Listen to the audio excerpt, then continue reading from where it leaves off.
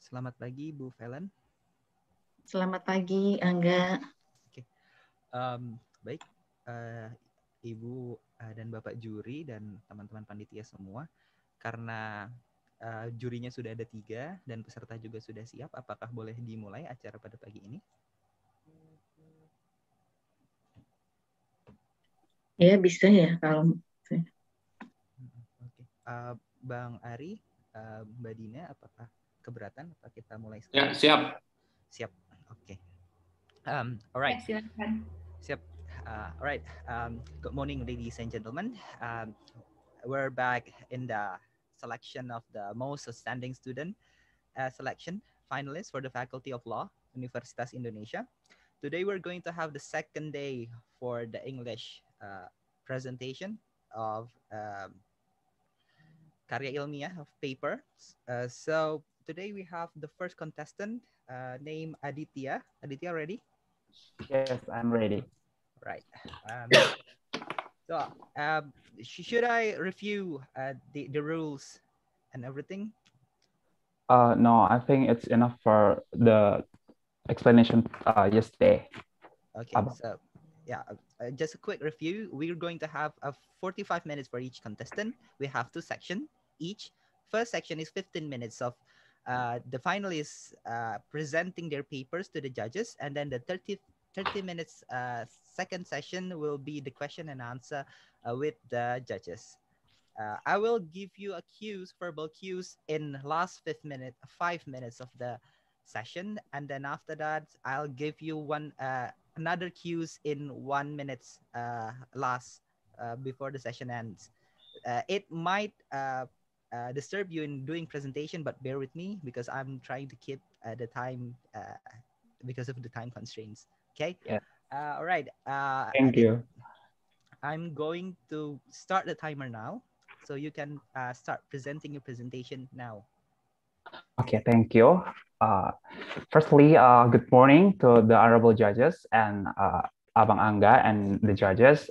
Here, my name is Aditya, and you can call me Aditya. I'm a law student, a regular program.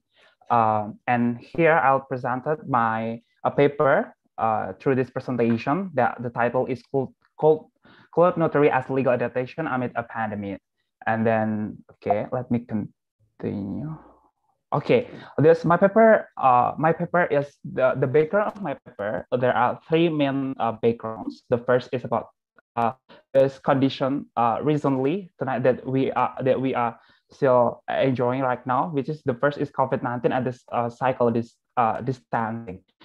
The condition of COVID-19 itself has limited us to move freely and to make meeting with others, with our relatives and fellows due to the pandemic, and we cannot gather in a mass gathering, especially public space. So by this condition, it also make the notary services, it cannot be conducted properly as required by the law. And then the second is about the next pandemic, because many experts have said and mentioned and research regarding this forecast of the next pandemic. There is no less than 900 new viruses, which is a zoonotic or non-zoonotic, that the virus related to the animal or not related to the animal, that have may probable in the next years or in the next time will bother us and make this pandemic again. And this condition is totally because the pandemic is not about if, but it's about when. The time is matter here.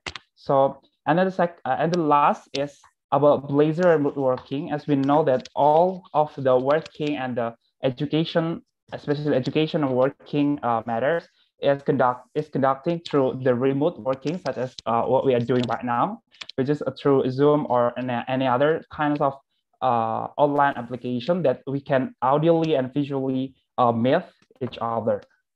And then I'll next to, yes, And my paper is mainly will discuss about the two topics, which is the how is notary regulation in Indonesia as a status quo, and the second is how will could notary be in Indonesia, and how it will be conducted through this this idea to be implemented in Indonesia. Okay, I think the first barriers or limitation that we have as the status quo, we have the notarial law, which is law in 2004 and 2014 regarding the notarial law, which is that regulate under Article 16, Section 1, M, which is what the notary itself have obligation to conduct the notarial acts by physical presence, and the notary have duties to read the certificate of the deeds. So in front of or before the notary, between amongst the parties, the witnesses and the notary itself. So by this law, the notarial act cannot be conducted through online, and it must be conducted in a physical attendance. And then what kind of solution that I will propose through my paper is about the government, especially the Minister of Law and Human Rights, is provide about online office. What kind of the online office? This is like the e-commerce, which is online based or an online based website that all the clients and the notary itself and the witnesses can access it through online by this website. My idea is about cloud notary. So all the things, all the notarial acts will be conducted and be stored through in the cloud base. And this within the online office itself, it will have many features that are proposed, because the features is a must to give the notary such as opportunity to conduct their obligation, which is the uploading, that all the clients, the candidate of clients can upload all the related documents that needs and regarded with certificate, with the deeds or the certificate of notary. And then the second is about communication, because before the notarial act can be done, the notary have obligation by law, by under the act of notarial law, should educate and should make sure that the clients, the witnesses, and the parties know what they want to do in this at this very certificate or the deeds. And then the second is the working areas, because we have it is the mixed system, and the notary, as we know right now, the physical notary that have a physical office is have limitation on by law is only conducted for making this or certificate within their province where they are appointed, because under the Minister of Law and Human Rights regulation, which is regulation number 19 of 2021, the notary have their given areas, such specific area that where is the notary can conduct their notarial acts. And then the last is about categories, because this is the long process. It is not, this proposal cannot be done just overnight, but it can be done by long time, not some specific time. So we will have at least two categories of the notary, which is the notary with offline or the physical office, and then but also we have the notary with a both, such a mixed notary, not only have the physical on office, but also this second categories will have the online office. So if we have for the next slide, moreover, if we have the offline online office, so what and how this online office will operate.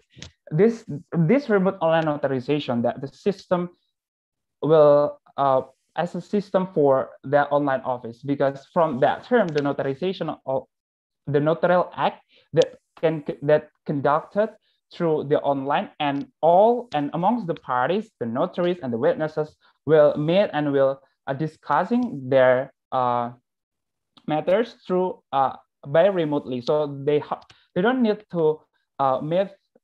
They don't need to meet physically, but yes, but just by using such application like this. So by this system, we can the result of the certificate of the deeds will be formed in the electronic certificates. So it is not anymore in a physical or in a paper form of the certificates.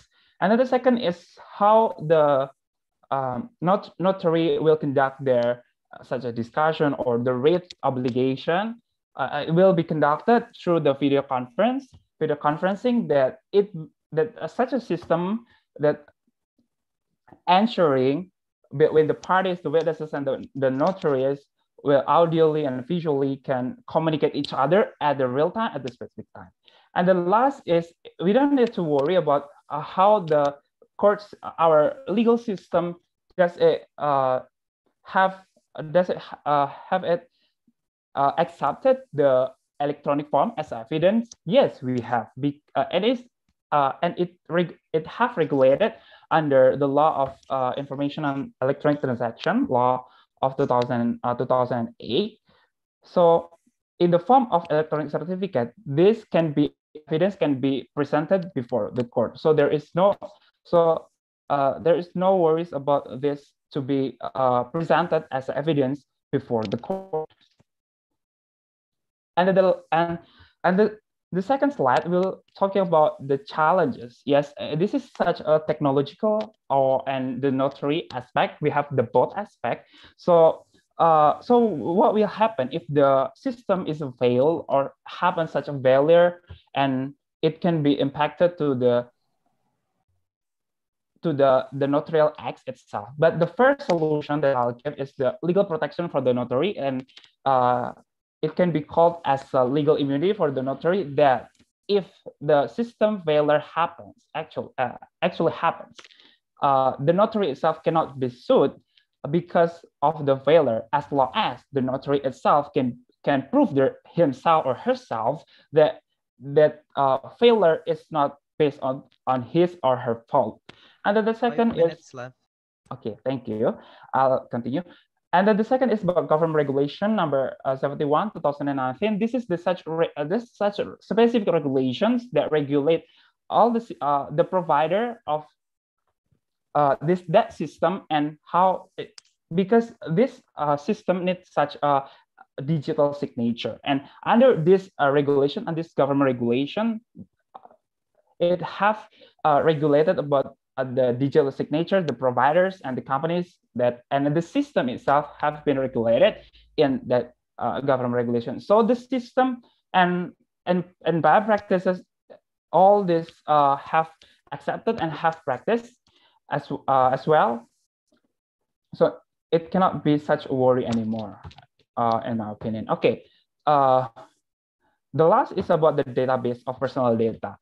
This is such a features that the notary will use to validate, to verify, and to identify the parties, because between the parties, the witness and the notary itself, they will be meeting through online. So how they will identify and verify each other. So the notary must have the access to the database of the personal data of our citizen or data kependudukan. So by access this, so the notary can know about how and who exactly the parties in front of him or her through this online system.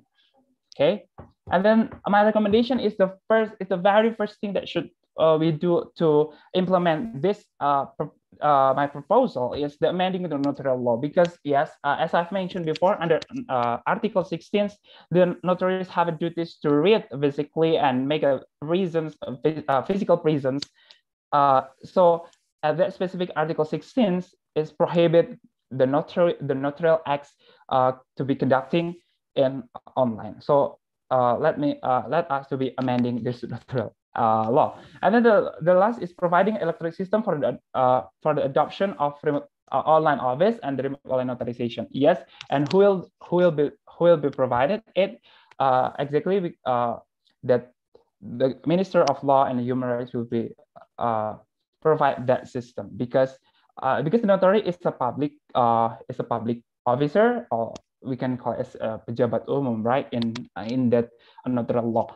So it is fair to share the burden of responsibility between the government and the notary itself regarding to provide this system, and the legal responsibility that any failure the notary will immune from such any kind of suit, all the lawsuits. And then the last, thank you. That's all for me. Hopefully it will be good. Thank you and good morning. You still have 1 minute and 30 seconds. If you want to add something, a little bit of your presentation, you are still allowed. Oh, no, I think it's enough for my presentation. Thank you, Bang.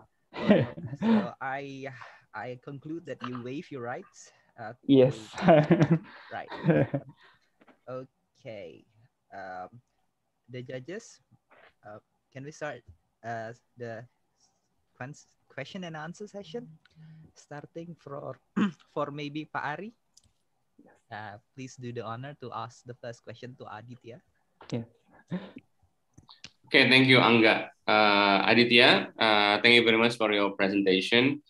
However, I kind of still struggling in your ideas because as we know that notary is one of the profession that really needs to ensure its authenticity of the documents and also the security of the stakeholders involved in making deeds or other documents. In your proposal, let's say, in terms of cloud notary, how can you ensure those concerns about the authenticity and also the security surrounding and making those documents? Okay. Thank you, Pari, and I'll answer this question.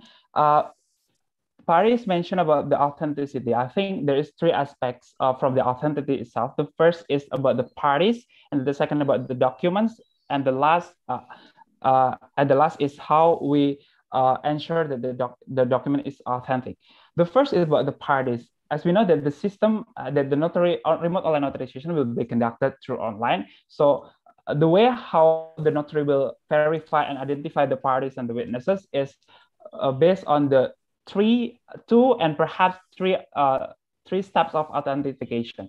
The first authentication is the notary should ask about what the parties know, which is such as the name or the personal data or the name or the address and etc. Which is what you know. And then the second is what the parties have, which is such a identity card, your ID, or any kind, such as the family card, like family certificate, like that.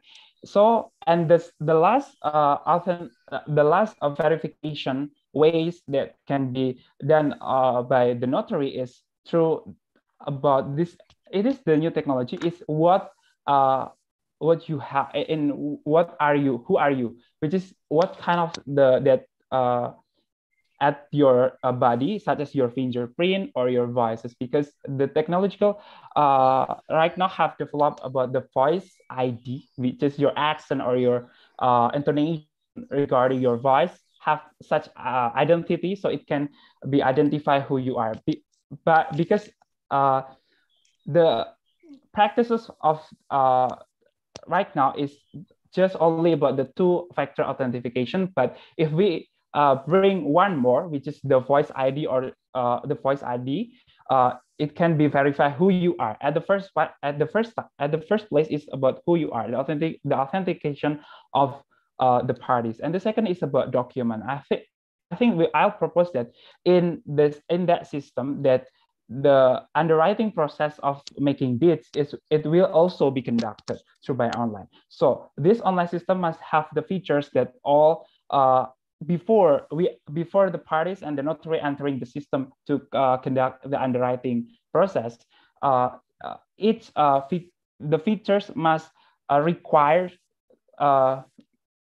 many ballots or many things that must be done. The first is your identity and your and any others verification. So that by system, before they entering and process their underwriting, it can be ensured that the system or their conduct is compliance with the law.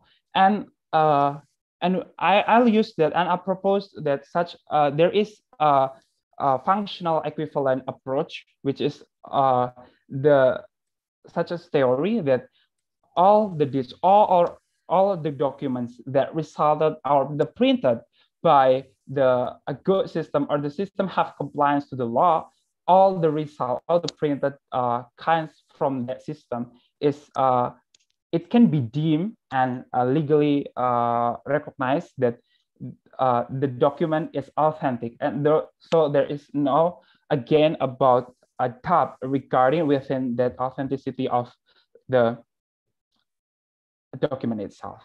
I think enough. Hopefully, it can be answered for your question, Mr. Ari. Thank you. Bang Ari, I think your mic is still muted. Okay, sorry about that. I forgot. Thank you, Aditya, for the answer. Okay, and then my second and last question. You also propose to amend the notary law. And as you know that in terms of amending a law, it needed quite of time. Whereas if I compare to your other fellow, they average proposing a range of time in months so that they can have an impact. So what will you do in terms of your proposal to make your action is, let's say, have a impact in short time, in short term, sorry. Okay.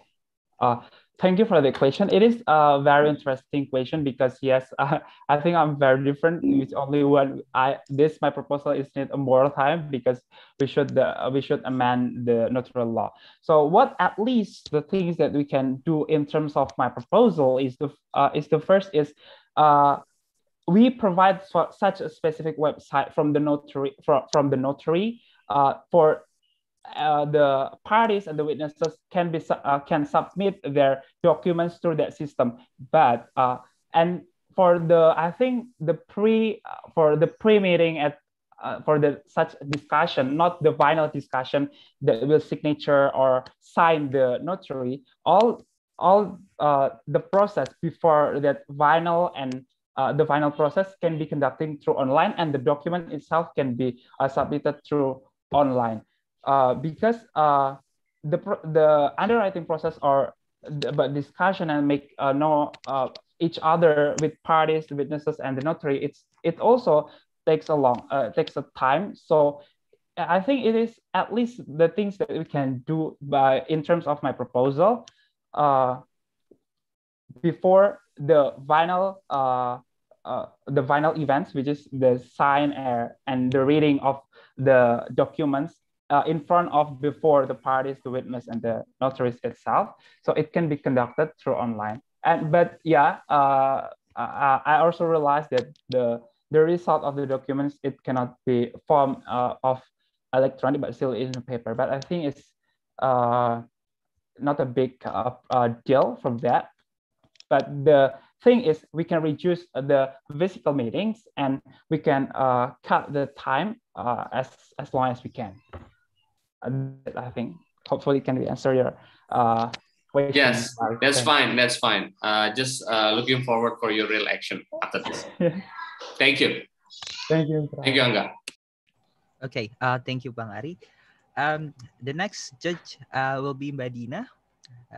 Would you please to give question to Adit in regards to his paper?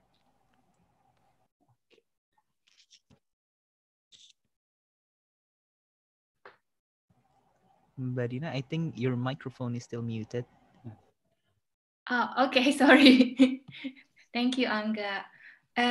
Okay, Aditya, I'm not familiar with your topic, notary services and also cloud services. And I myself is a technologically deficient person.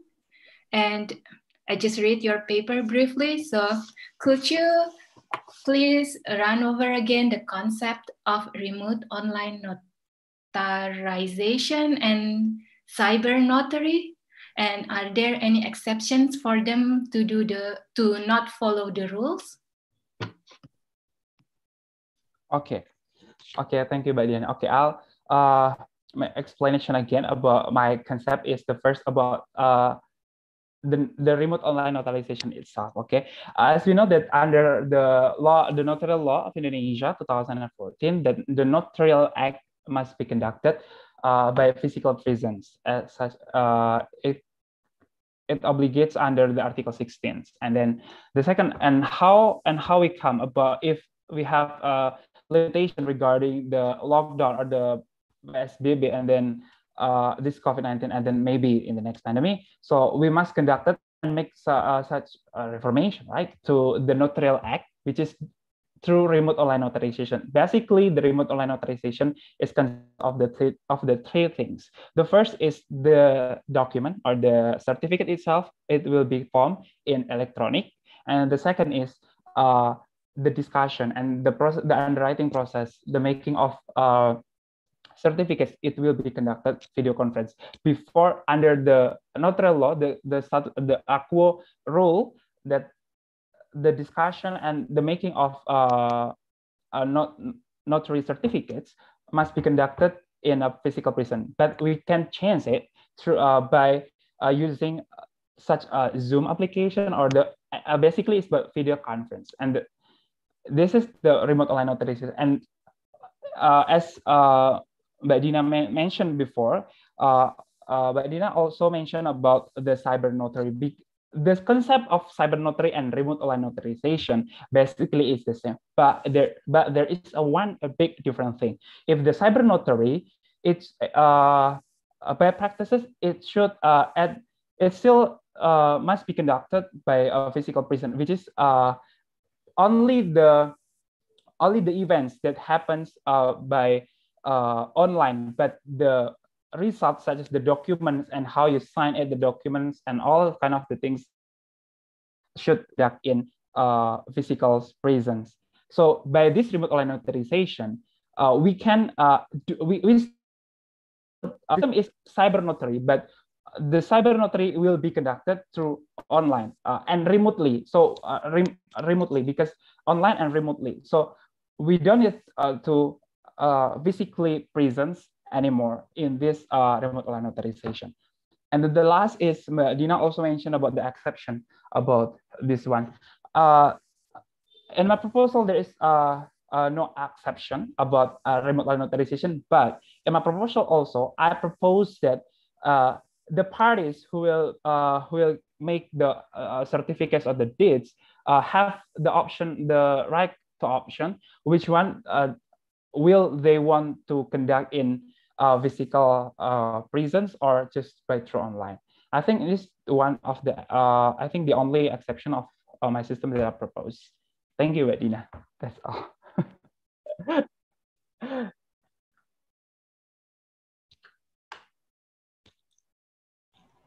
Okay, Marina, do you have any other question to Adit?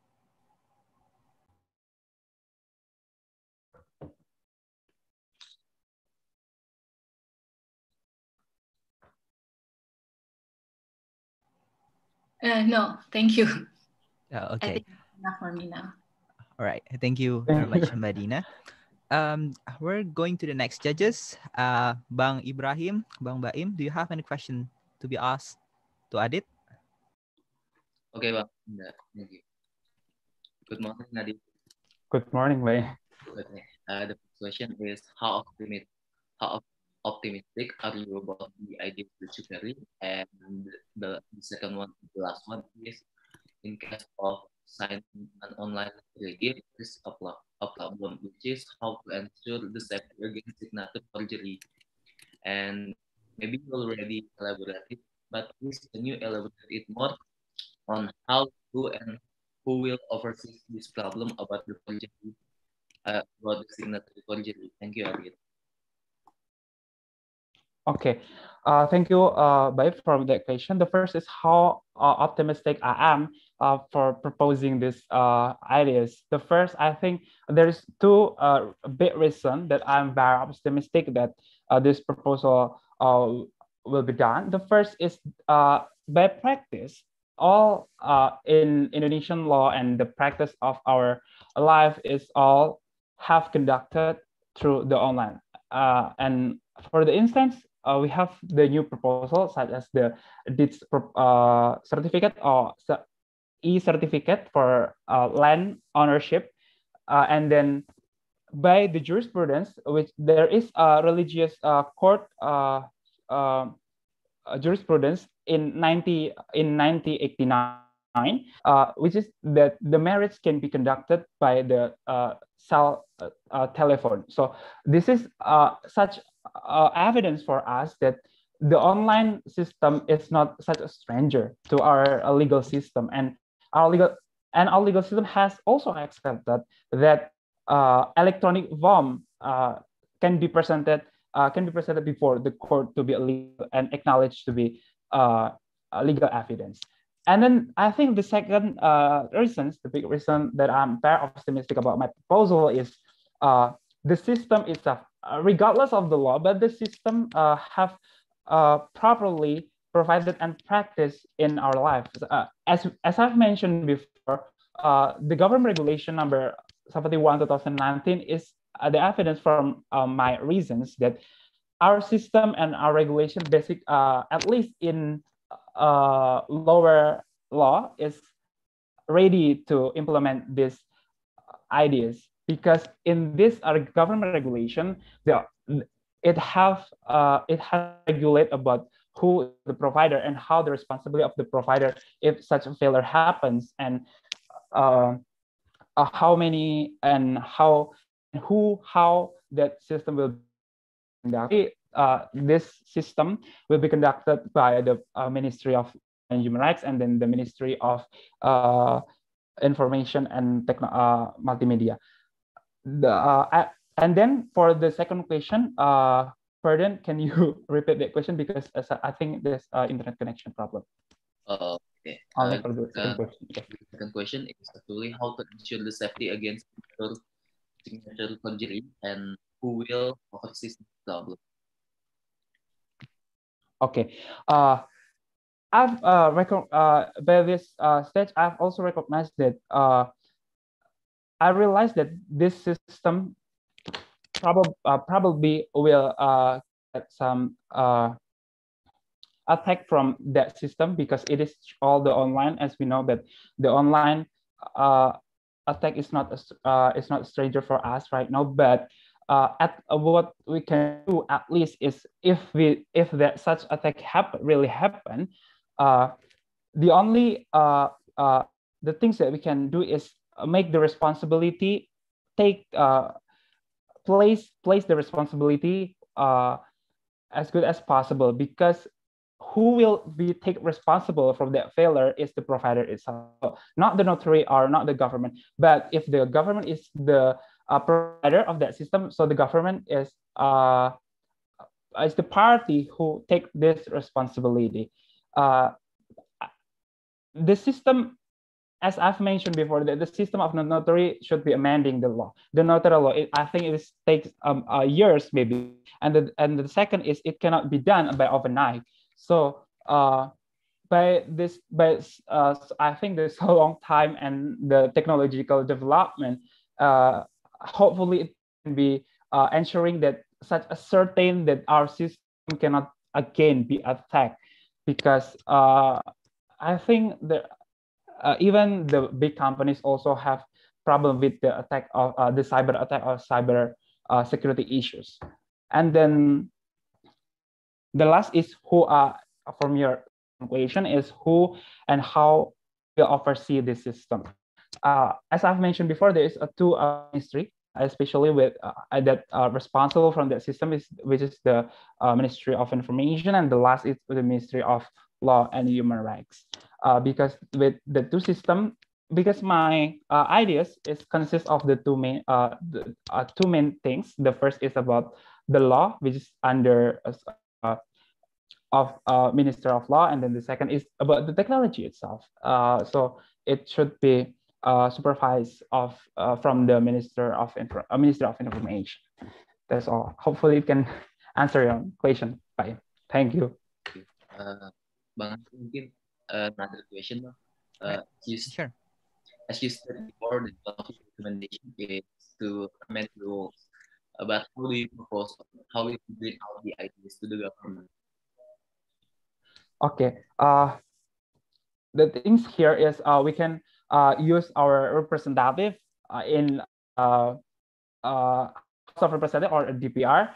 As we know, maybe I have, but in my constituencies, which is the Central Java 4 constituencies, I have 7 representatives in DPR, so I can send an email it, and if they do in field trip in my constituencies, and I can propose that to them. But the thing that as long as possible, and I think the fastest way to propose that is by just making the awareness from all the stakeholders, especially because if this will such a popular issue, so the government hopefully will hear that and have the political will to amend our law. I think the two kind of power, which is your mass power, and the last is of your connect power. That it means about your relation between you as a constituent and your representative. But yes, as I've mentioned before, the fastest way is just make the awareness of your friends and the mass itself. So hopefully government will hire and amend this law, notary law. Thank you. Okay, maybe one last question. Can you tell the different the benefit from online credit rather than the conventional one? Thank you. I'm sorry, but can you repeat that question, because I think your voice is not delivered properly. My question is, what is the benefit of online credit rather than the conventional one? Thank you. Okay. This is what that I will address through this stage, because I think there is at least the two benefits that we'll get from this online system.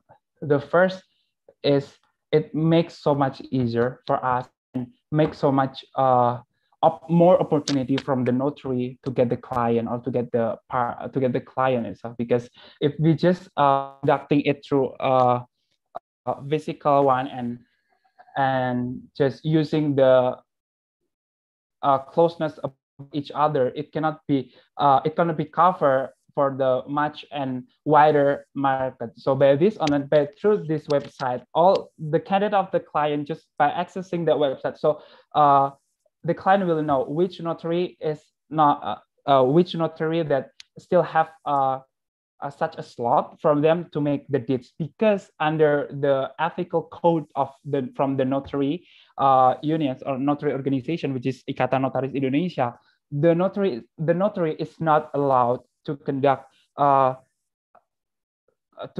the notarial acts more than 20 certificates in each day. So by this system that can show through the website, so the clients will reach much easier to the notary, and the notary itself can cover the much wider market from that. I think it's the first benefit, and the second is about we cannot again as my research, the last research about this, one of the barriers from the notary is about how they keep or how they save their papers, because the notary itself have the copy have the copy and with the minuta acta or the copy and the minuta acta of the certificate. They save it they save it through such physical papers. So if such natural disasters happens, they will lose. And there is no cover. There is no cover from that because all the things must be saved physically and cannot be saved under online. So if we use the cloud-based system, the online system, it can be stored again if such force majeure happen to our copy of the certificate itself. I think this to the safety and that's the economic motivation, which is the wider market that we can reach by the client and the notary itself. Thank you, Wayne. Okay, Ibrahim, is that enough? Yeah, that's enough, Bang. Okay, we still have 5 minutes. Mbak Felen, will you do the honor to ask question to Adit? Okay, so I only have 5 minutes, yeah? Yeah. Okay, thank you, Angga. That's okay. Adit, we agree with what you said about the pandemic and the importance of keeping the distance. I do like your idea regarding the cloud notary. If we implement the cloud notary, is there any more benefit for the community regarding the quality of the notary? Will the quality of the notary be better? Okay. Thank you, Ibu Felen. Yes, Ibu Felen have delivered a question that what the communities or the societies will get beneficial more if this notary conducted through online. I think, as I've mentioned, and my answer to the BIM is for the community itself, it can reach more, much easier to reach the notary services because, as we know that in outer of the category A and category B, because the notary area have categorized between divided into 3, which is the category A, which is I think the most crowded, and the second, the category B and the category C. But in the category C, the notary itself is very I think, and based on my research, but Nabire Regency in Papua, the Nabire only have one notary, and in that regency. But as we know, the Nabire is a huge regency and such a mountain regency. But if we conducted the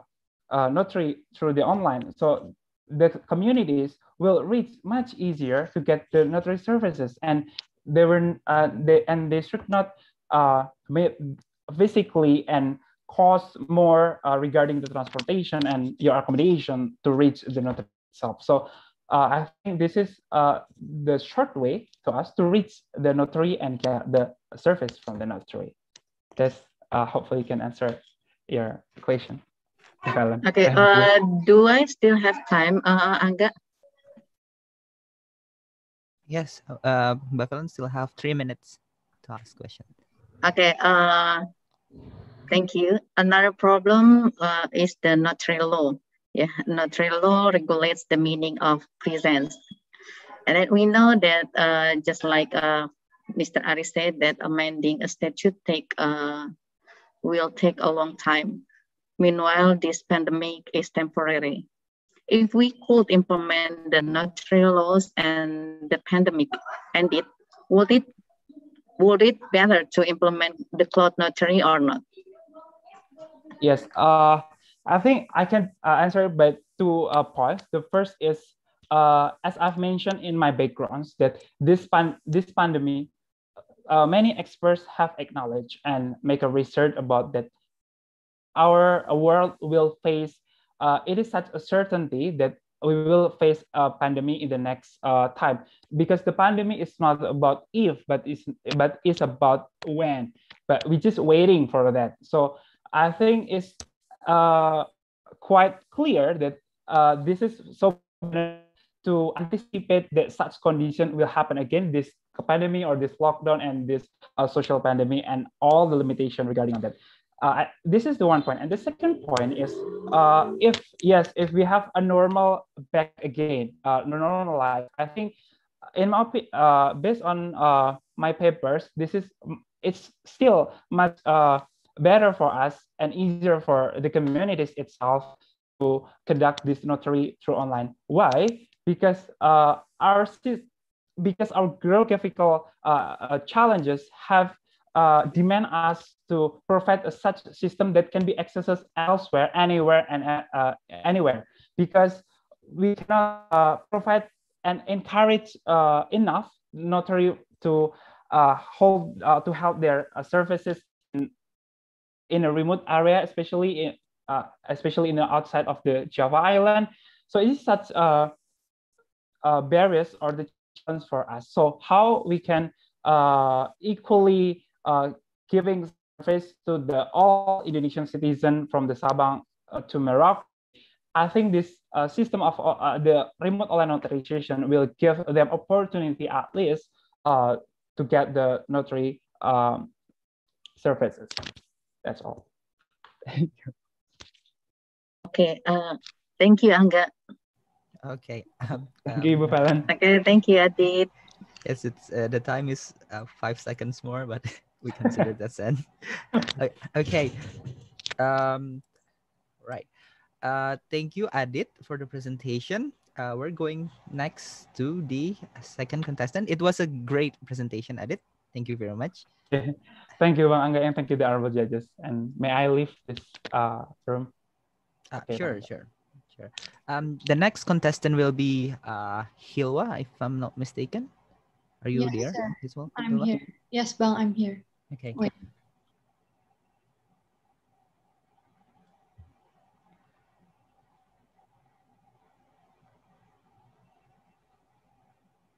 Is my screen visible, Bang? Yes, the screen is visible, but we cannot see you. Yes, I'm turning on my camera. Yes. All right. Okay, judges, can we start for Hilwa session? Yes.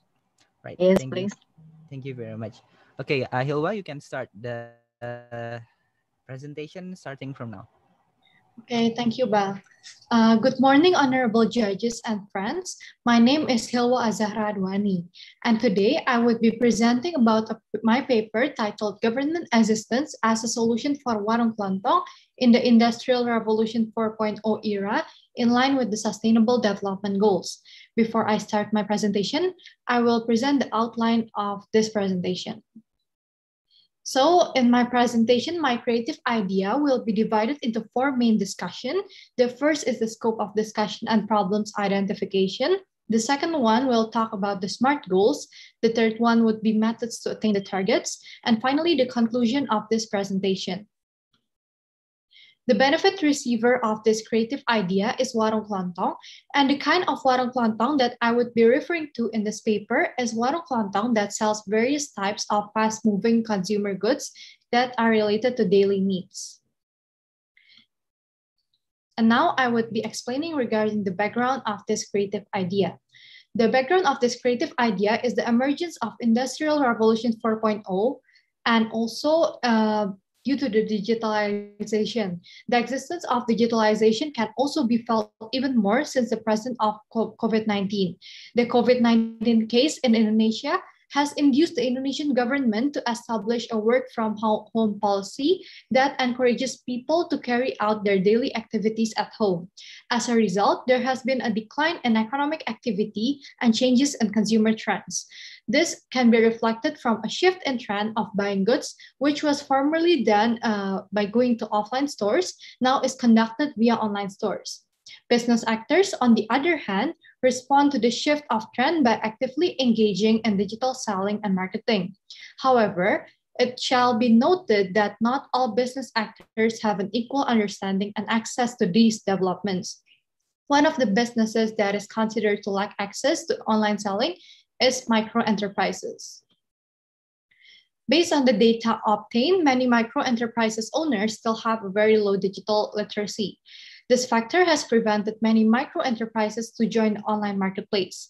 From this table, it can be seen that the percentage of micro-enterprises that actually join online platforms is still very low compared to medium and large enterprises.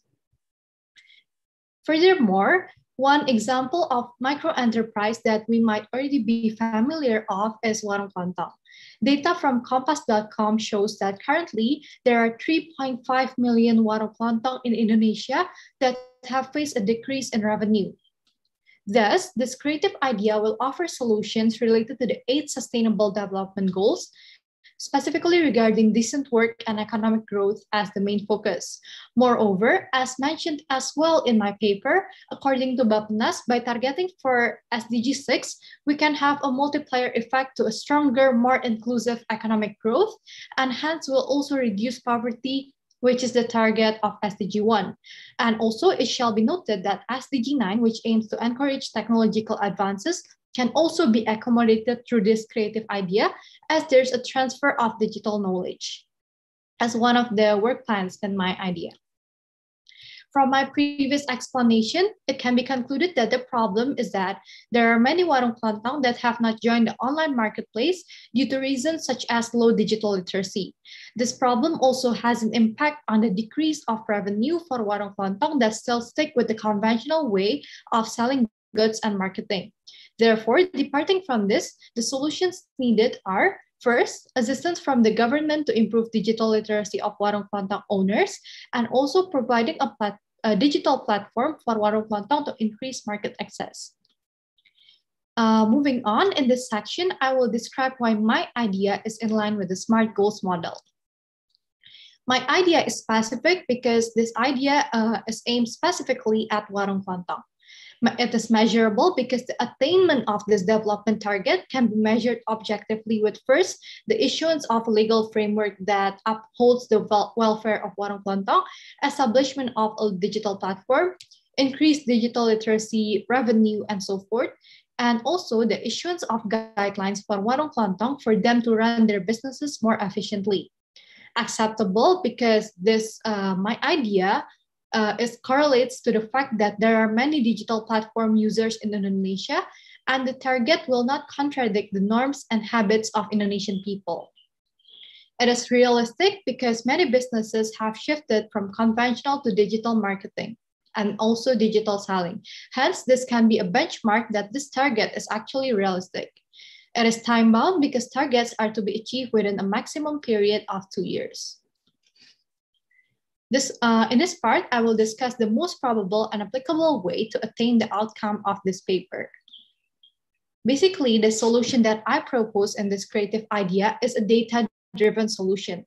The data in this slide explains that one of the biggest impacts of COVID-19 on micro-enterprises is the significant drop in demand of their products, as explained by 86% of micro-enterprises. Consequently, this leads to a lower revenue for majority of those enterprises. So the relevant type of assistance that we might think of looking at this data might be an assistance that can increase the demand of those enterprises. It is true that direct cash transfers are useful, but measures like this are not enough to overcome the long-term challenges faced by businesses. Hence, instead of financial assistance, we might as well look for another type of assistance that provide a sustainable recovery. This data shows that assistance to increase market access is the most common form of non-financial assistance expected by the majority of micro-enterprises. Market access can be improved in several ways, one of which is by selling online. With wider market access, Warung Kelontong can reach more consumers and thus receive more demand, sales, and revenue. Therefore, if the government can assist Warung Kelontong in selling online, this would be an even more relevant kind of assistance. This solution is also considered to be sustainable because based on this survey, consumers will still continue to shop online even if the pandemic is over. Now I'm going to describe regarding the work plan elaboration. Basically, there are 4 main steps that I will discuss. Starting from the first step will include forming a legal framework for the establishment of this platform, collecting accurate data that can be used for a better targeting and planning, forming a team from the Ministry of Cooperatives and SMEs, which will also collaborate with university students through the Community Development Program. And also in this step, an establishment of the platform will be started. And the second step will include training on digital marketing and socialization on how to use the platform. And the third step involves commencing the use of platform, collecting sales and orders data to be processed into useful information, monitoring the use of platform by owners of Warung Kelontong, and evaluation of the platform itself. The fourth step, or the last step, actually involves the socialization of the guideline containing data on market condition. For example, when the guideline provides information that the demand for certain product increases, name it face masks, business actors can respond by increasing the supply of face masks as well. Furthermore, this step also involves the implementation of solutions for the platform development in regard to the previous evaluation process. Now I would be discussing regarding the idea visualization. This is basically a projection on how the digital platform will operate. And making this projection, I've considered various things. For example, in the part that I have circled, there's one arrow that has a picture of a motorcycle, while the other one, the motorcycle is missing. This is due to the localized nature of Warung Kelontong. So if the consumer's location is close enough to Warung Kelontong, there's an option to not use the delivery service. With this model, delivery costs and also time can be saved. I've also accommodated this slide as this question was previously proposed by one of the judges. Why I think the government should intervene. The government can operate platform with social welfare as orientation. Another one, unlike F&B businesses, whereby differentiation of food stores mean consumers have a wider choice, when it comes to grocery stuff, products sold from one store to another would be more or less similar. Thus, from that pattern, we might observe that some platforms will not see the point of actively asking Warung Kelontong, which sell grocery stuff, to join their platform. This is proven that in Grab or Gojek application, the grocery partners in the app are normally mini markets like Hypermart, Alfamart, Family Mart, Lawson, and so forth. The government also has a better link to universities, especially state universities. Forming relation with universities can also be conducted easier with the help of Ministry of Education, Culture, Research, and Technology. And also we can agree that the government can also induce more university to actually participate in this program. The government can also play a role in helping to cut down the price of the supplied goods. By helping Warung Kelontong to buy from primary suppliers, they can obtain a cheaper product, which will result in a more competitive price. This would be a win-win solution for both consumers and business actors. Lastly, to obtain a fair competition in the relevant market, it wouldn't be that fair to make Warung Kelontong as new digital platform owners to compete with some medium and large businesses that might already be familiar of tools such as advertisement, narrow marketing, and so forth. These tools can help them to excel with other Warung Kelontong owners, because these tools can actually make their name pop up in the first page of the platform and so on. 4 minutes left. Okay, so I would conclude this presentation. So basically, the summary of today's presentation is that the creative idea that I am proposing will have several outcomes that can help to reach the target of sustainable development goals. Among those are, first, the issuance of a legal framework to uphold the welfare of Warung Kelontong, the establishment of a digital platform for Warung Kelontong to conduct businesses and also gain market access. This creative idea can also lead to an increased digital literacy and also revenue, sales, demand, and so forth for Warung Kelontong businesses. And also, this idea would include issuance of guidelines for Warung Kelontong in order to run their businesses more efficiently. Because as we know, with the presence of data, a lot of businesses can make their businesses more efficient. And also data has been used a lot in today's businesses. And the outcome of this paper will be conducted and done through 4 steps that I have mentioned before. Namely, the first step would be the preparation. The second step is the continuation of preparation. The third one would be commencing the use of platform. And lastly, the issuance of guidelines and adjustments. By adjustments, I mean that the previous evaluations that have been conducted regularly can be implemented in this last step. For instance, if we see that the consumers are not actually interested or the consumers need more incentive to make them choose this platform, such incentives will be implemented in this 4th step. And here are the references that I use for this paper. This marks the end of my presentation. Thank you so much for listening, and I'm looking forward for the questions and inputs. You still have 1 minute and 30 seconds if you want to add something to your presentation. Okay, thank you, Bang. So maybe I have a closing statement. I hope that with this creative idea, we can understand more about the role of government in the era of Industrial Revolution 4.0. And also we can get a concrete, sustainable solutions that provide sustainable recovery in connection with the problems that have been described earlier. That's it. You still have 1 minute if you want to use it or you want to waive it. It's okay, Bang. I'll just waive it. Thank you very much, Bang. Okay. Thank you, Hilma, for the presentation. For the next session, we're going to have a question and answer session for Hilwa. I give Mbak Dina the honor to ask first question to Hilwa.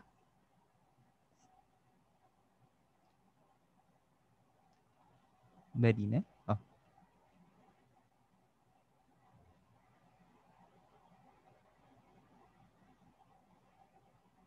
Mbak Dina? Oh, I think Mbak Dina is having technical problems. Maybe we start from Ibrahim. Are you ready to give Hilwa some questions? Okay, Bang. Thank you. Hilwa, I only have one question for you. By the way, good morning, Hilwa. How are you? Good morning, Baim. I'm fine. Okay. My question is, what makes the difference? What is the difference between the new Warung Kelontong 4.0 application with GoMart Shop? Because I think, why don't you just tell them to put their business with GoMart or GoShop? Why you put another digital commerce? And can you tell the difference between the two of them? Thank you, Hilwa. Okay, thank you very much, Ibrahim, for the question. It's a very interesting question indeed, and actually it correlates with collaboration, right? So basically, I agree that collaboration is indeed a very good idea, and collaboration can make things more efficient.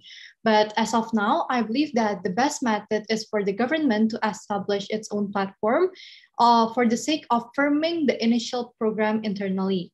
Also, if you are asking regarding the difference between Gojek and with this new platform, if we pay attention to Gojek, Gojek actually only engage popular mini markets such as hypermart and so forth. As I have mentioned before, grocery stores have goods that are actually usually similar in nature. So when there are more grocery stores that engage in that platform, it wouldn't be a very much added value for the platform.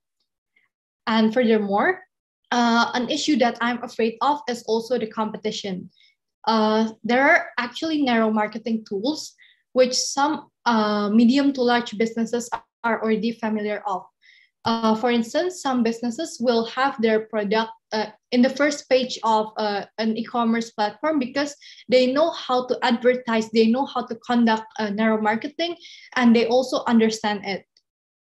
Maybe I could elaborate further regarding narrow marketing if I may, because it is quite maybe a non-familiar term.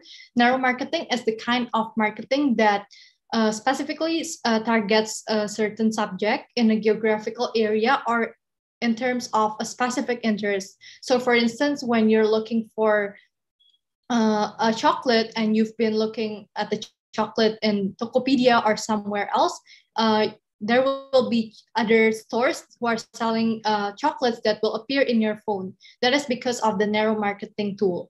And I think by having a new market, the competition would be fair, as all of the actors will have to, the actors have similar position. Like they have just learned to join the platform, and not like one actor can excel and one actor is like not that significant in that specific platform. However, still, it doesn't close the possibility of collaborating with private parties in the future, especially in regards to deliveries etc. Because in terms of determining the best method, we should actually interview many stakeholders, which at the end we could obtain a stakeholders matrix, which will be the basis of the decision making. Is it quite clear? Yes, Hilma, thank you. But as I know that GoShop is already provide the place for the warung kelontong. Like I also a frequent customer with GoShop or GoMart, and sometimes I can order something from warung kelontong from GoMart as long as you know the location. That's all, Hilma. Thank you. Okay, thank you very much, Baim, for the follow-up question. I think I agree with that. I also searched, and there are like very few warung kelontong other than hypermart. However, it's a very, very less number. And I think the initiative would be dominant from the warung kelontong. From the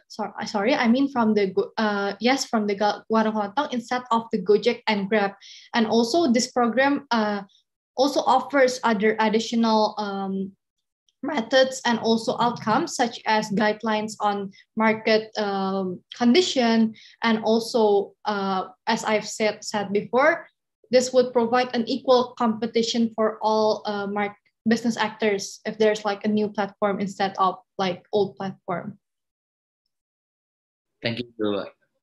Thank you very much, Ibrahim, for the question. Is that all from you, Ibrahim? Yeah, Bang. That's enough. Thank you. All right, then I will next will give the honor to ask for Bang Ari to ask question to Hilwa. Please, Bang Ari. Yeah. Thank you, Angga. I would like to follow up Ibrahim's question in regards with the novelty of Hilwa's proposal. Yeah. So, what is actually in your language to explain to the owners of the warung kelontong, yeah, to convince them to follow your proposal, Hilwa? Okay, thank you very much, sir, for the question.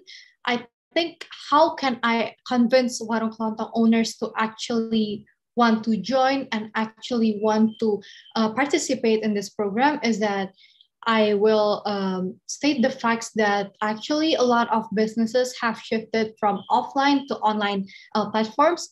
And by participating in online platforms, warung kelontong owners can have an alternative business. So they wouldn't have like one source of income or one market that is the local market. They can also have the digital market for them to market their products. Hence, I think this would be very beneficial as well for warung kelontong owners.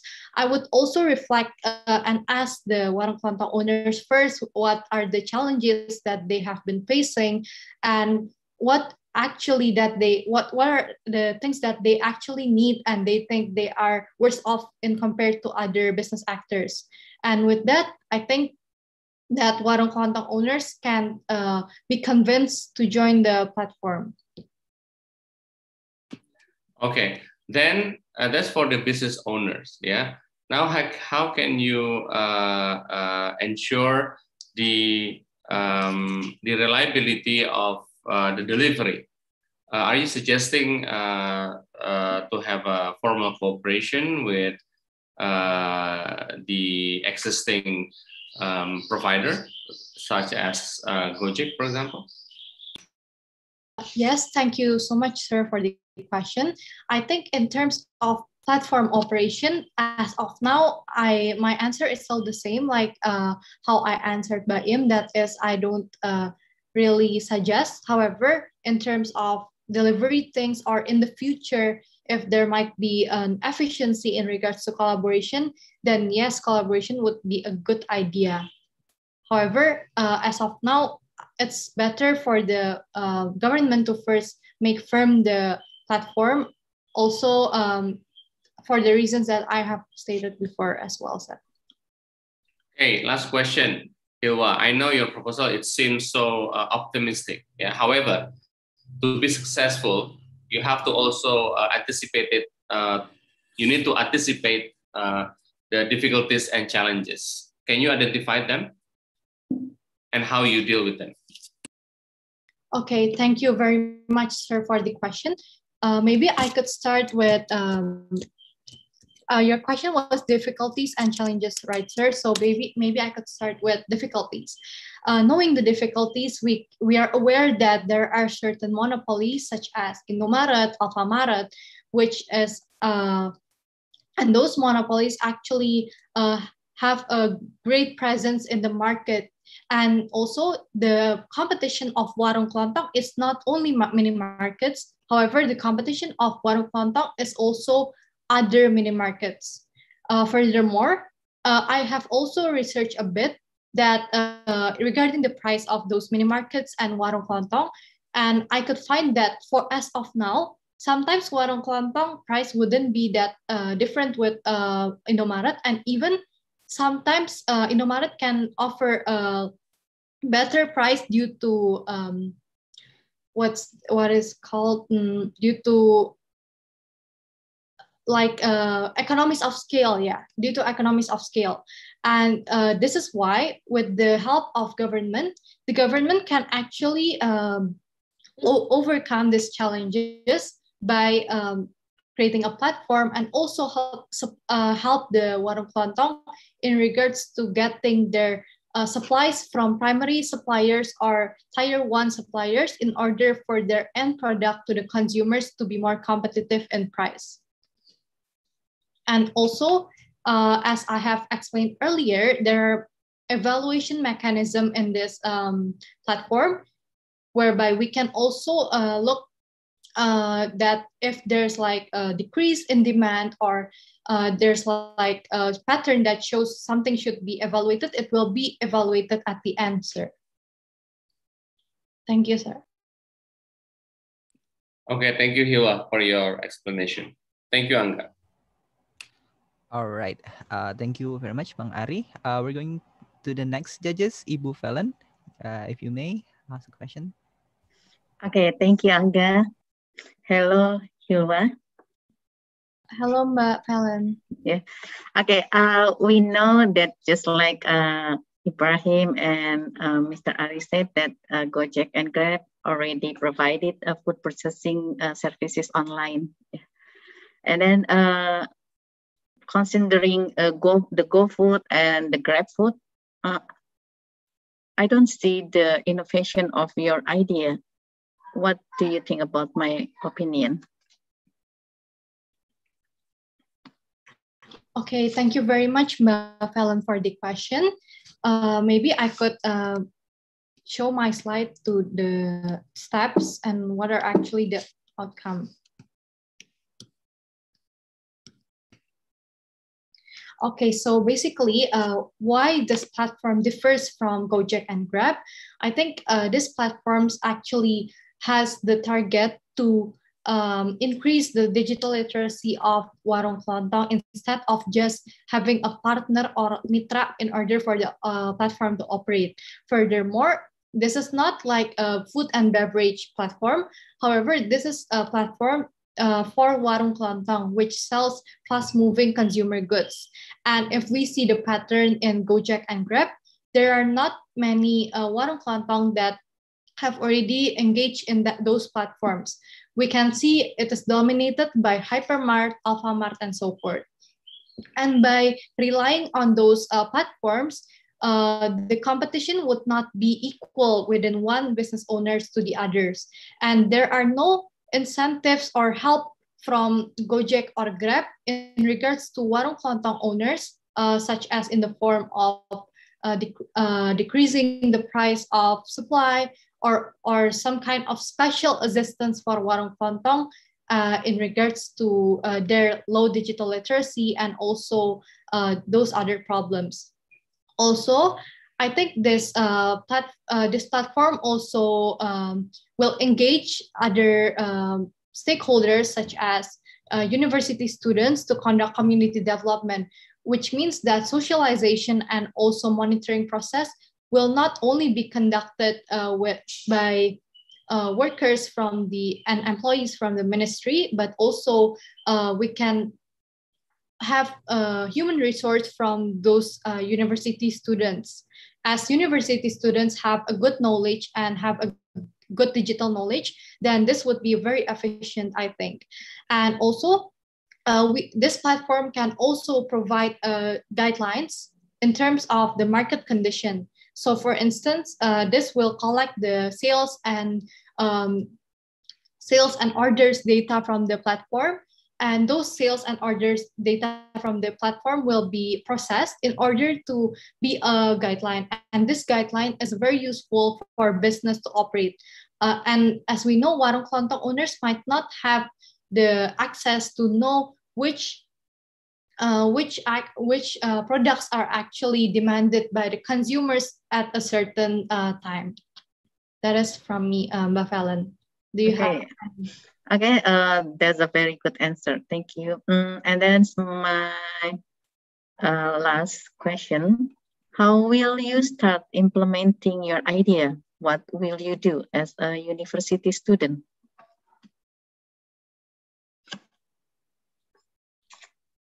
Okay, Mbak. Could you hear my question? Yes, I could hear your question, Mbak. Okay. Okay. In regards to implementing this idea, of course, I would first give the proposal to Kemenkop, and also with the help of Kemendikbudristek, because this has relations with universities and community development program. And as a university student itself, I can help in several ways. I can help advertising this by making a new Instagram or new social media for people to get aware of this platform, and also to increase the exposure of this platform. This is because I believe that social media is a powerful tool, as the target market in this idea and creative idea is the internet users. So social media would be the best platform to advertise and market this creative idea. As a university student, I can also go to warung kelontong directly and also tell them and make them be aware about this program if this program is realized. I can also promote this platform by sharing the brand story of this platform. As we know, some platforms actually are popular because of their brand story, as the brand story of this platform is to help warung kelontong owners to recover from their bad economic condition. Thus, I think this would be very interesting for a lot of people.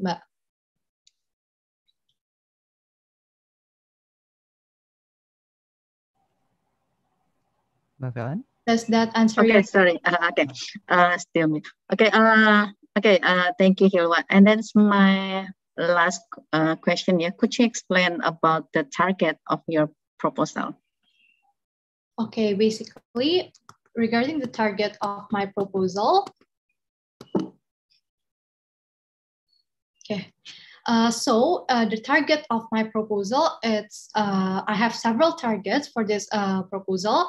The first one is the legal framework. As we know, Indonesia as a Rakyat, whenever the government participate in any programs or conduct anything, it is better when there's like a legal basis to that. Therefore, I propose legal framework as the first move and outcome of this creative idea.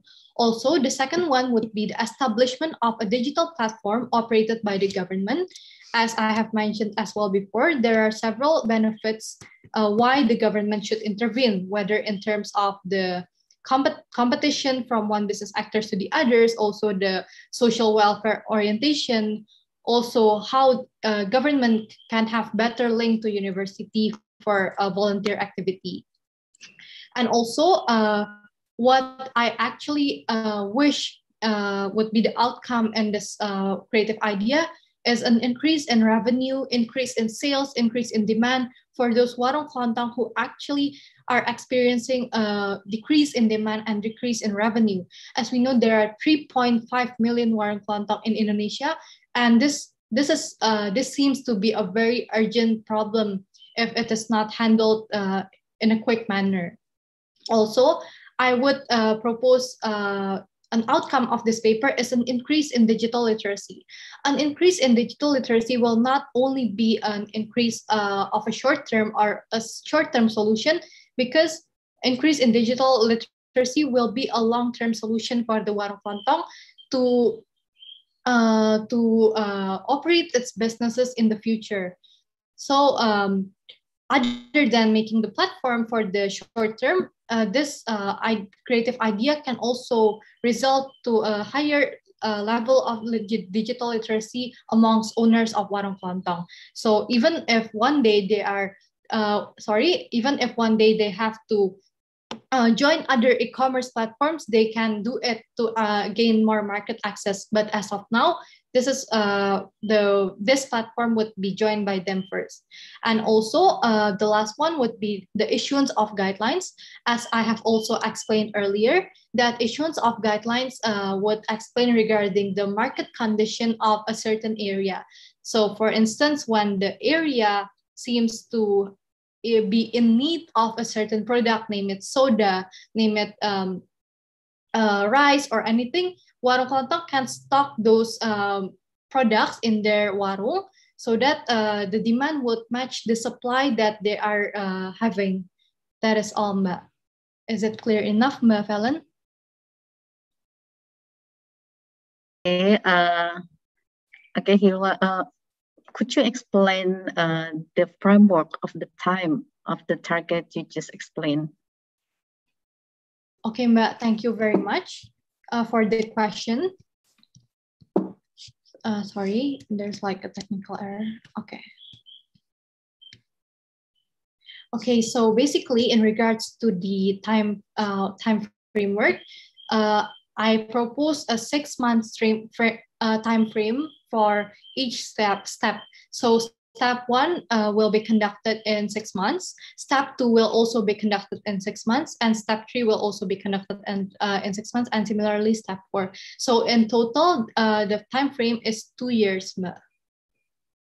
Yes, so even though the pandemics ended, and then your idea still could be implemented. Yes, Mbak, it is also in line with my slide that explains even if the pandemic is over, consumers still choose to shop via online. So I think even if the pandemic is over, this idea will still be implemented, and I'm quite optimistic with this idea, Mbak. Okay, thank you, Hilwa. Thank you, Angga. Questions? All right. You're welcome. Okay, thank you, Mbak Fallon. We still have 8 minutes and 40 seconds. Is Mbak Dina here? I'm afraid it's not. Okay. Any other judges that want to ask question? We still have 8 minutes and 30 seconds for Hilwa's session. Maybe Mbak Fallon want to ask further, or Bang Ari? No, thank you, Angga. Right. I'm good, thank you. Okay. Okay, Ibrahim? Enough, Bang. Okay, then I'll take it as the judges has waived the rights to us the last 8 minutes. So thank you, Hilwa. It was a good presentation. Okay, thank you very much, respected judges, and also Bang Angga for the time and opportunity. Okay, we're going to the next contestant, Hana Arinawati. Are you there? Yes, Bang. Right. Are you already prepare your screen sharing and everything? Yes, ready. Okay, the judges, can we start for the next session?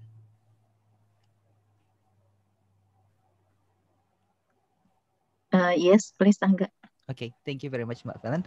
Okay, Hannah, you're going to have a 15-minute session to present your your papers, starting from now.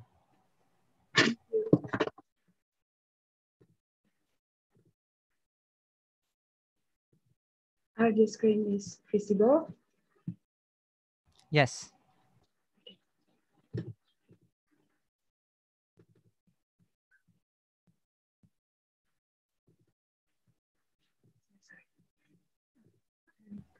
Yes. Let me pause your time, okay?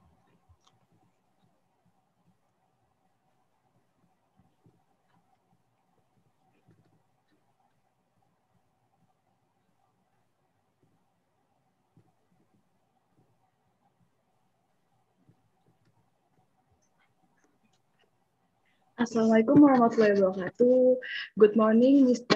Ari Afiansyah, Ibu Rawi Anita Valentina, Mbak Dina Diana, and Bang Angga Priyanka. Also, my friend here, Ibrahim Madulin. Let me introduce myself. My name is Hannah Arnawati. Today, I would like to present my scientific paper, which topic is about medical mass waste reduction solution towards a healthy environment from a legal approach perspective. So, starting from the introduction, as we know, medical mass waste could cause environmental pollution and spread the coronavirus because, it can survive on dispensable medical mass for a period of 7 days. And the beneficiary environment in this creative scientific paper is the entire territory of Indonesia to the mandate in Article 20H, paragraph 1 of the UD 1945. So today, discussion is divided into 6 parts. I'll start with potential description, next problem identification and possible solution, and the goals and benefit. The fourth is formulation of targets. Next, how to achieve the targets, and lastly is the conclusion. Okay, starting from potential description. As we know, until today, there have been no regulation regarding the reduction of single-usage medical mass waste. And then, let's say, if the proposed solution of this paper is performed, it's hoped that it will increase the people awareness regarding government health protocols.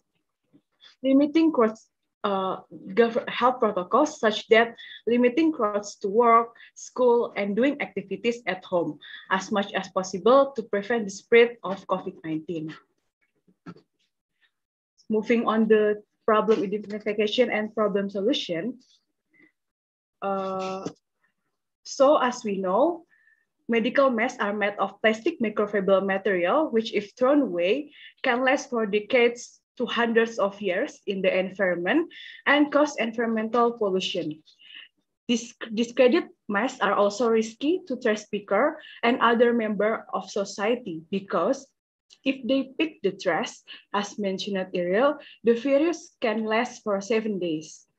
And it is estimated that there are 600,000 active trash pickers who are at risk of exposure to COVID from medical waste that enters the landfill sites to tempat pembuangan air sampah.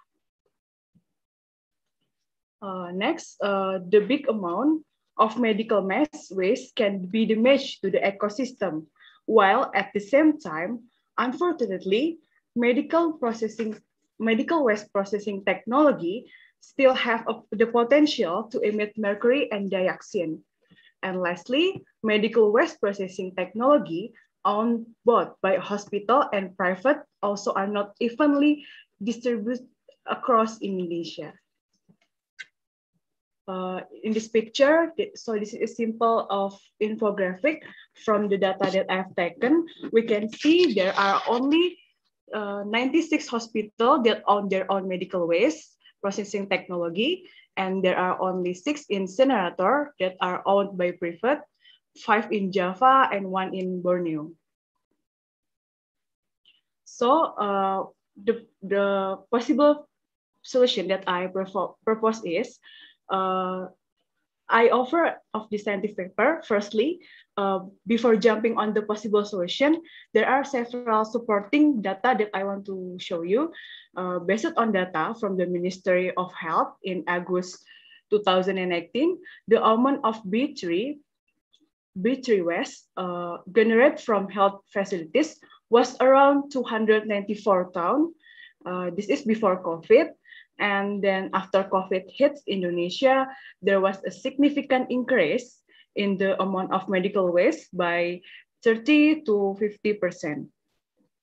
Also, according to Ministry of Environment and Forestry, since the beginning of COVID-19 pandemic entering Indonesia to February 2021, the number of medical waste had been around 6.4 thousand tons.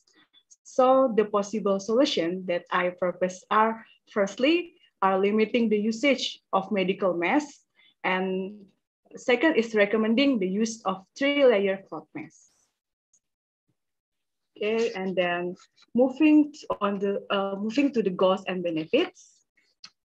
The goals of this scientific paper are, firstly, explaining the draft of regulation on limiting the usage of medical masks, and secondly, explaining the steps of idea of technical preparation for the platform that I suggest in this paper, which is the website called www.maskercovid.government.id. And the benefits of this paper is hopefully can educate public regarding the impact of disposing medical mask waste and the importance to preserving the environment according to Sustainable Development Goals number 12. There are responsible consumption and production. Okay, next about the formulation of development targets. In this scientific paper, the targets are analyzed according to SMART criteria, which are specific, measurable, achievable, realistic, and timely manner. Starting from the specific of the goals, the target of this creative idea is specifically targeted at reducing medical mass waste in Indonesia in the form of regulation that regulate the usage of medical masks and the usage of 3-layer cloth masks. The target's achievement is measurable or can be measured if it is successful by the issuance of Ministry of Health regulation. The establishment of the website, and lastly, if there is data which shows a reduction in COVID-19 medical mass waste in environmental statistic or statistic lingkungan hidup. And of course, there decrease in the spread of COVID-19 due to a reduced risk of exposure to infectious waste. Okay, how about achievable and acceptable? The target is achievable because this creative idea is not something that is against law, norms, and morals that live in society. And it is realistic, in my opinion, with the support of maskercovid.government.id website.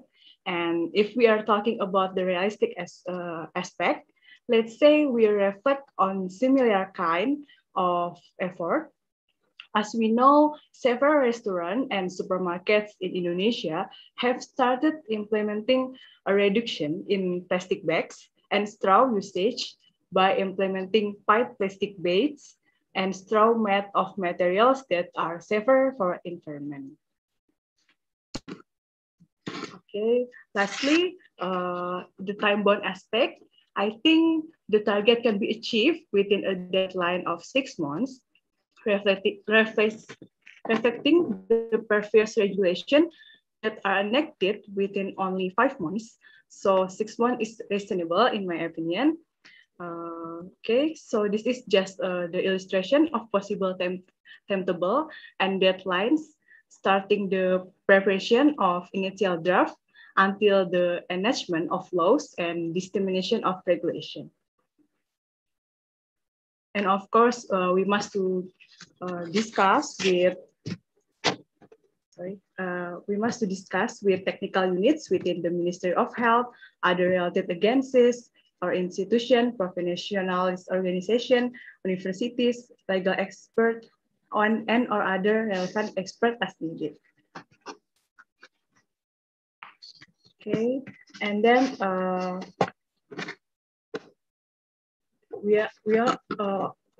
can creating an integrated online-based system where we must COVID Go ID website. Okay, and then how to achieve the targets?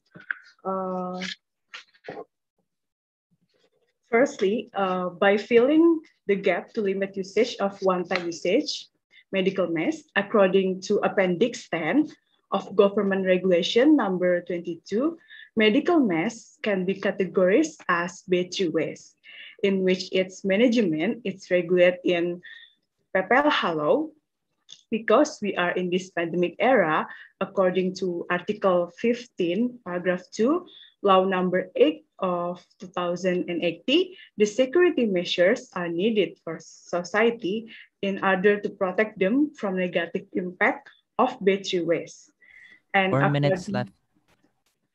And according to Article 5, Paragraph 4, the security measures should be regulated in the ministry regulation. Okay, so I think it is necessary to establish a Ministry of Health regulation that can be generally applicable to all Indonesian people in order to regulate the reduction of medical waste and as well as to create legal certainty to protect environment in a sustainable manner. Okay, and this is about the concept of Masker COVID website. So people who want to buy disposable medical masks at supermarket or online shops must first register themselves through the website, which is managed by the Ministry of Health in collaboration with related ministry. Then after registering themselves, the person must show proof of filling into the seller. And the website itself at least contains data such as the name of the person and their job type.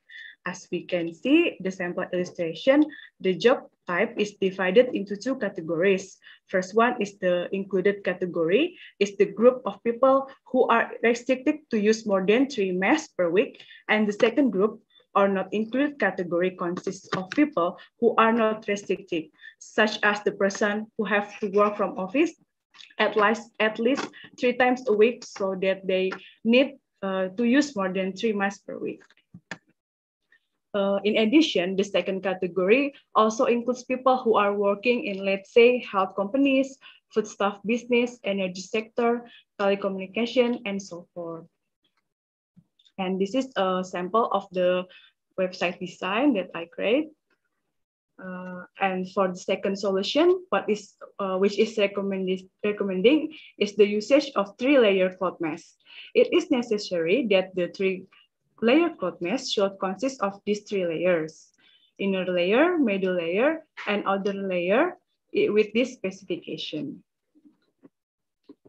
And then for anticipating the possible obstacle in the implementing later on, there are 3 solutions such that conducting routine patrols and then delivering persuasive approach such as socialization and education, and penalty such as the revocation of business license.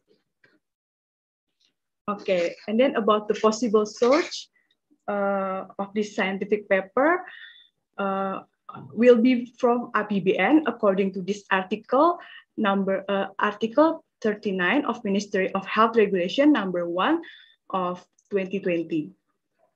And lastly, my conclusion or closing statement is there is a necessity for real action to reduce COVID-19 medical mask waste in accordance with the Sustainable Development Goals 12.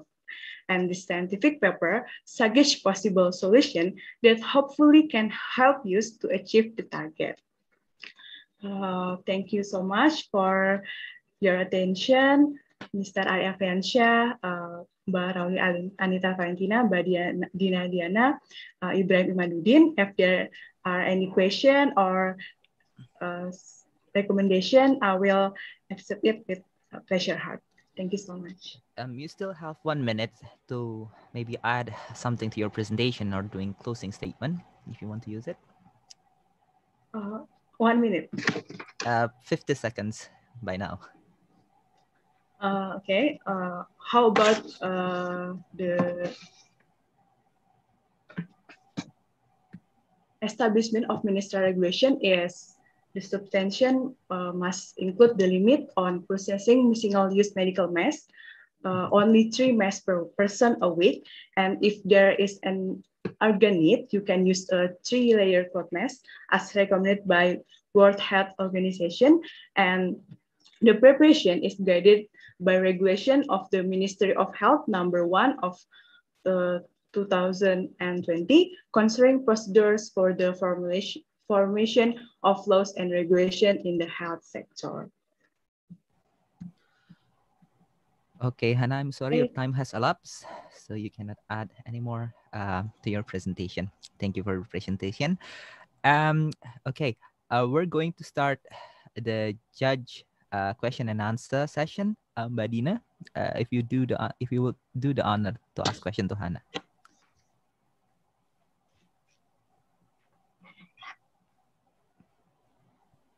Okay, thank you so much, Hannah, for your presentation. And I'm sorry I left the meeting because unexpectedly I had to attend a brief meeting. So, okay, my question to Hannah.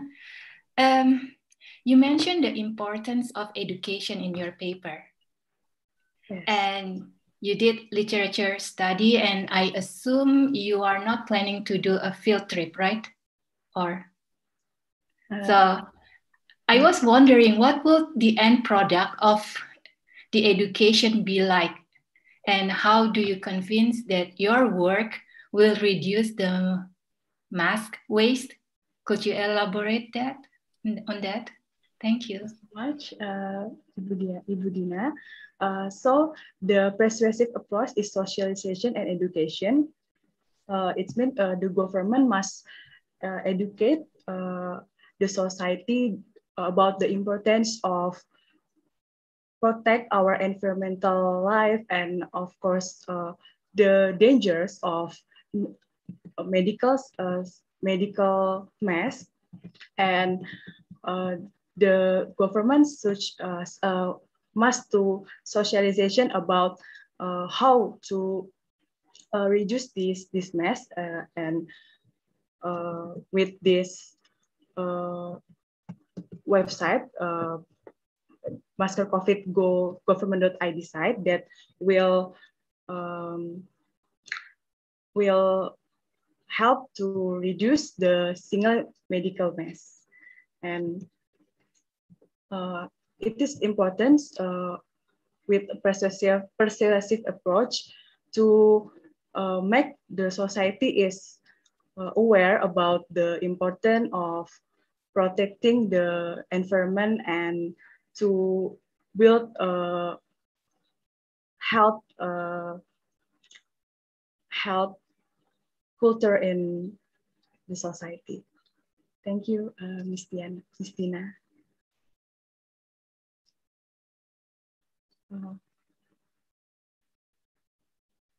Okay, thank you so much for your answer, Hannah. Thank you so much, Ms. Dina. Mbak Dina, is there any question to push forward to Hannah, or is it enough? Okay. All right. Thank you very much, Mbak Dina. Okay. And next judges that will ask question, will Bang Arya Friansyah do the honor to ask questions. Thank you, Angga. Hannah, how are you? I'm fine, thank you, Mr. Okay. Just want to ask you, despite that, the condition of this pandemic is affecting many people, yeah. But what makes you really concerned about this issue and wish to contribute to provide some solutions. Thank you so much for the question, Mr. Ariafiansha. I interesting to take this topic because we know in this pandemic COVID-19, the use of single medical mask is like very and Indonesia this makes the use of mask as okay, because Indonesia are experienced a health crisis due to the COVID-19 pandemic. That makes the use of masks as protective tool for everyone to be absolutely necessary. And the use of this disposable medical mask is still the main choice because it is considered safer than the cloth mask, yet still affordable for community. But however, many Indonesians still don't know the future impact of using disposable medical masks. The masks are made of plastic microfiber material, which if thrown away, can last for decades to hundreds of years in the environment and cause environmental pollution. In addition, discarded medical mask could spread the coronavirus because it can survive on disposable medical mask for a period of 7 days. So I would like to make the we are in one way that to save the health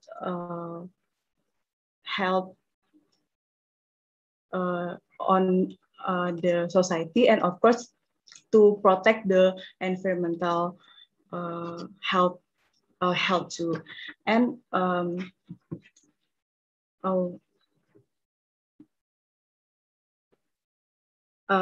and I choose limiting medical masks as a solution based on the consider that there are still groups of people who need medical masks, such as health workers, and this is a stigma in the society that medical masks are safer than cloth masks that are supported by research from WHO.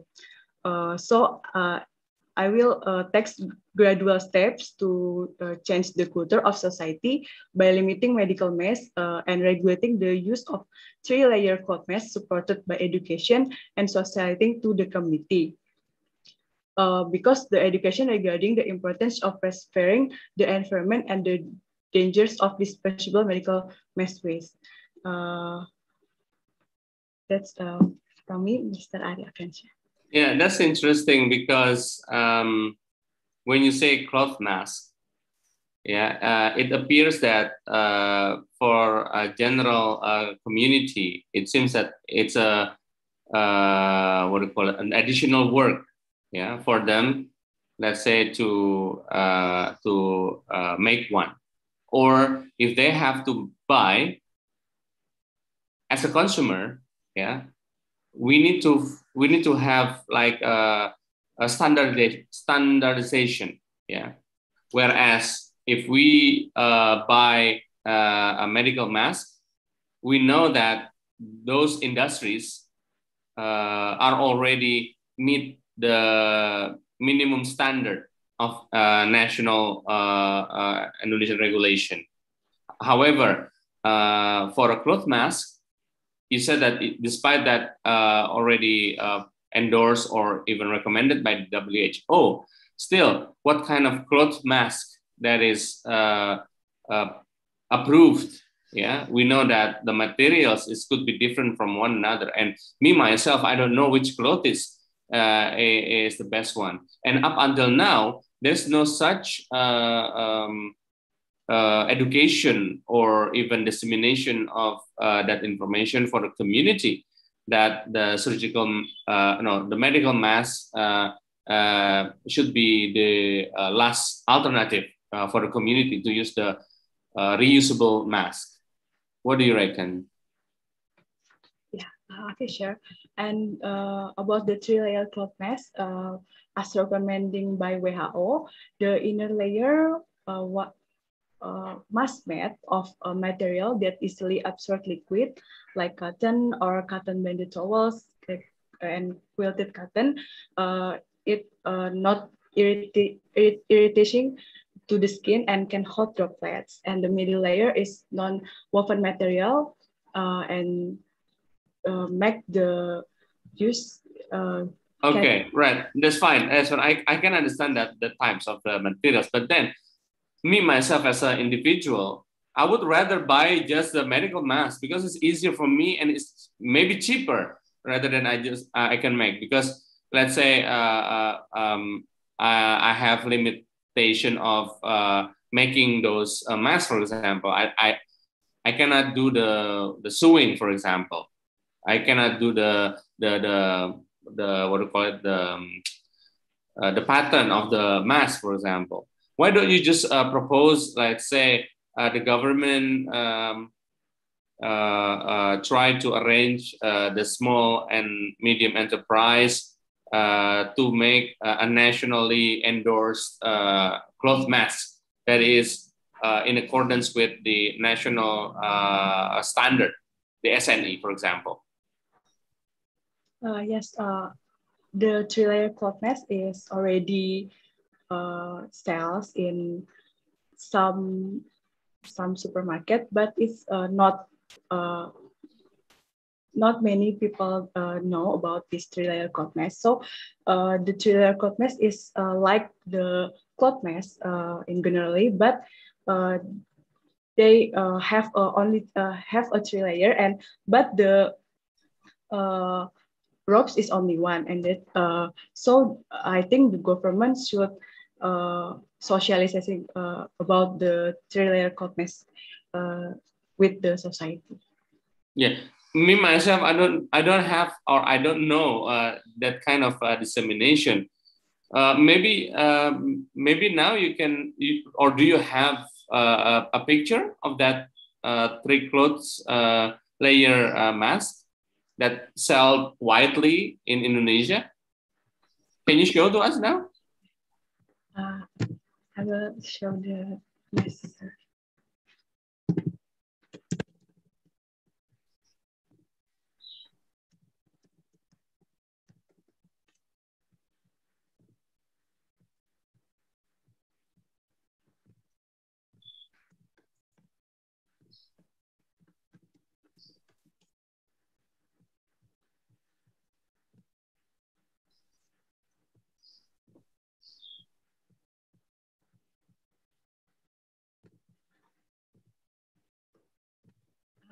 The mask is like this. Sure. It's like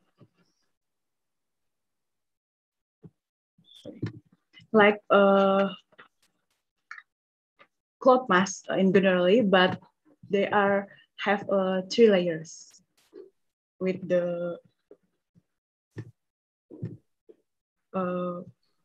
these materials. And this you can ensure that this is Indonesian government approved or WHO approved?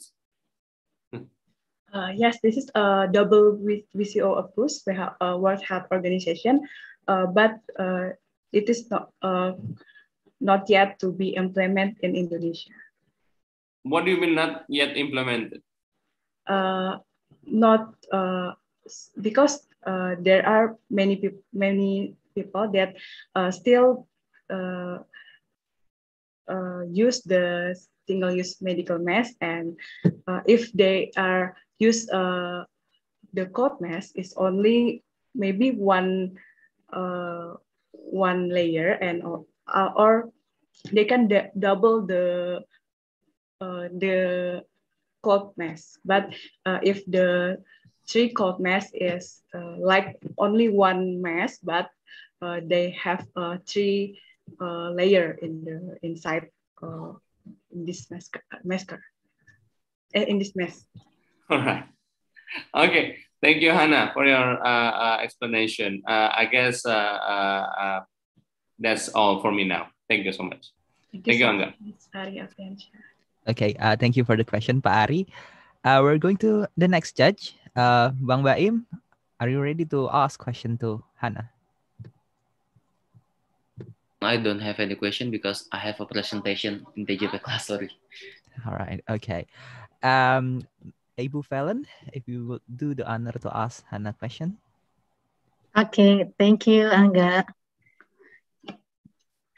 Okay, Hannah.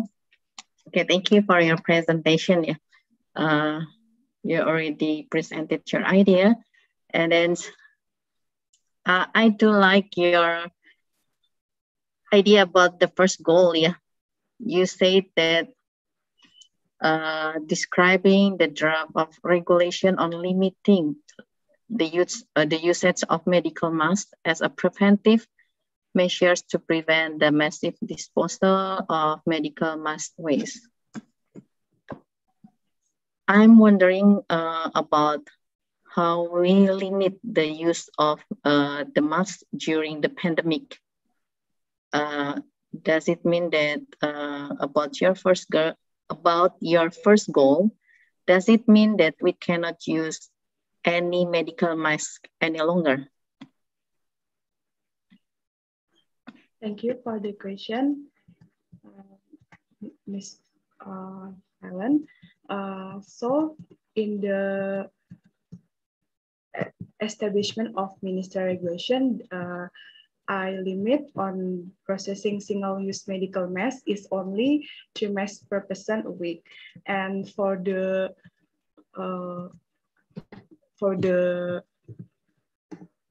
some people that need to work at office, like health companies and foodstuff business, like a doctor and a nanny that have to urgent to use a single medical mask, is can apply, but if the people is not is included category, they're limiting must limit the use of medical masks. It's only 3 masks per person a week, and if like in this mastercovid.government.id, if the person is want to buy in 1 month, like they can buy 12 medical masks, but the site is is updated in every week. Thank you so much, Bu Fallon. Okay, thank you, Hannah. Okay, so you recommend the use of a 3-layer cloth mask. Yeah. Don't you think that the use of those kinds of masks increase the amount of waste? How if the user throw away the mask after using it? Yes, about the 3-layer cloth mask, it can be washed after they use this mask, and because the material of this cloth mask is more friendly to environment, so that this recommendation to use the 3-layer cloth mask is more safe to our environment and for our health community. Miss Ellen. Okay, I see. Okay, my last question: if the pandemic ended, would the implementation of your idea be of any use?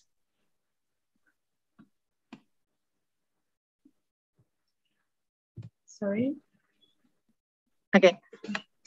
If the pandemic is over, ended, would the implementation of your idea be of any useful? Yes, Ms. Ellen. Because we don't know pandemic COVID-19 will end the time will end the pandemic COVID-19. But if we look, the government has been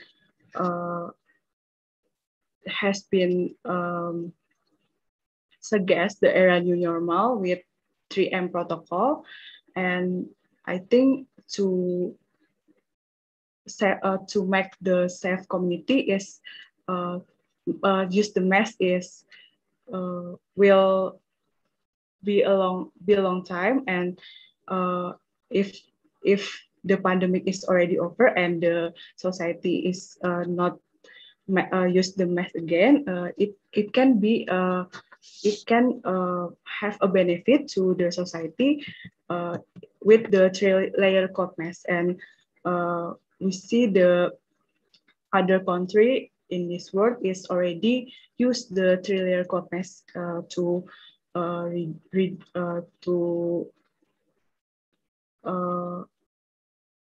prevent the bad effect to the environment. So I think if pandemic is over, my suggestion with a three-layer code mask still relevant to that situation. Thank you so much, Ms. Helen. Okay, thank you, Hannah. Thank you, Angga. Okay, thank you very much, Bu Fallon. We still have 10 minutes and 22 seconds. If there's other judges that want to push a question to Hannah, maybe. I'm good, thank you. Okay, Bang Ari, thank you. Bu Fallon done. Mbak Dina, do you have another question to be launched to Hannah?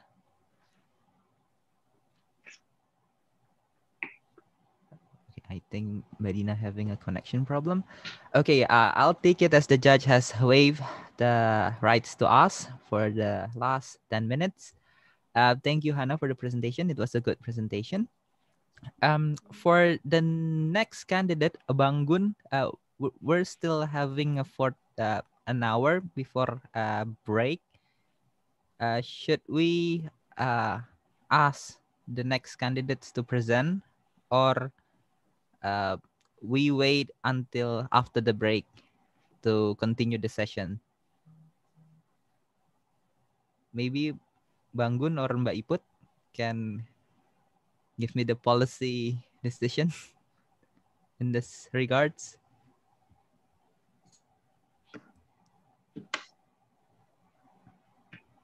I think we should wait until the ISOMA finish, because the other contestant is not ready yet, I think.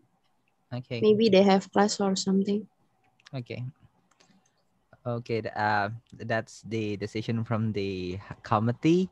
So thank you for the judges that already giving judgment and asking question and answer to the finalists. We're going to be back again after Salat Jumat, after the break. It's around 1 p.m. So make sure all the contestants, all the candidates get back here on time. Thank you very much. Thank you, Pak Ari, Bu Fallon, Bu Dina, and Ibrahim. Thank you, Angga. Thank you. Thank you, Angga. Thank you, Mas Angga. Thank you so much for all the judges and Mr. Angga. Oke, terima kasih.